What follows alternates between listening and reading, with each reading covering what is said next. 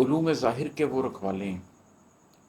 لیکن ایک علم باطن بھی ہوتا ہے، اور علم باطن جو ہے وہ مشرق میں رہ گیا، وہ مشرقی تہذیب کے پاس ہے، اور علم باطن کی جو رکھوالی کر رہے ہیں وہ مشرقی تہذیب کے لوگ کر رہے ہیں۔ مغرب میں آپ کو بہت تھوڑے لوگ ملیں گے جو اس امپیریکل ایویڈنس کی دنیا سے ہٹ کر اپنے باطن کے اوپر کام کرنا چاہتے ہوں گے۔ زیادہ سے زیادہ وہ سائیکالوجی کی حد تک چلے جائیں گے، لیکن اسپرچویلٹی کی حد تک جاتے ہوئے بہت کم لوگ ہیں۔ وہ بنیادی طور پر علوم ظاہر کے رکھوالے ہیں، اور ہم بنیادی طور پر علوم باطن کے رکھوالے ہیں۔ تو علوم ظاہری اور باطنی دونوں کے رکھوالے جنو والے یہاں بھی تھے، خرد والے وہاں بھی تھے۔ مشرق میں کچھ ایسے جنو والے ہیں، کچھ ایسے اہل جنو ہیں جو باطن کی رکھوالی کر رہے ہیں، ابھی تک کر رہے ہیں، اور مغرب میں بہت سے ایسے خرد والے ہیں، عقل والے ہیں، ریشنلٹی والے ہیں جو علوم ظاہر کی مکمل طور پہ رکھوالی کر رہے ہیں۔ انتظار اس مرد کا ہے جو خضر کی آنکھ رکھتا ہو، اور علوم ظاہر کو بھی سمجھتا ہو اور علوم باطن کو بھی سمجھتا ہو، اور دریائے علم باطن اور دریائے علم ظاہر کے سنگم پر ایک چٹان کے اوپر بیٹھا ہو اور دنیا کی حقیقت کو جانتا ہو، معاش کی، سماج کی، انسان کی حقیقت کو جانتا ہو۔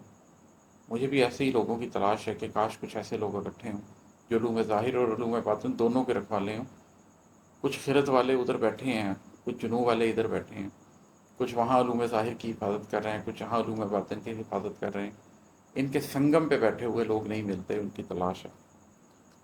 اور مقطع ہے آخر میں کہ اگرچہ کہہ رہا تھا تو کہ بس سچ جھوٹ لکھا ہے، اگرچہ کہہ رہا تھا تو کہ بس سچ جھوٹ لکھا ہے، عماد احمد تیری تصنیف میں سود و زیاں بھی تھے۔ یہ اس پوری غزل میں آپ نے دیکھ ہی لیا ہے کہ ایک شعر میں نے ذرا فرق بھی آپ کو سنایا ہے، تیری بھیگی ہوئی پلکوں میں ماضی کی کسک بھی تھی، میری خاموش آنکھوں میں اداسی کے بیاں بھی تھے۔ یہ آخری شعر اسی حقیقت کی طرف اشارہ کر رہا ہے کہ عماد احمد اگرچہ تم کہتے تو یہی ہو کہ میں صرف سچ جھوٹ لکھتا ہوں،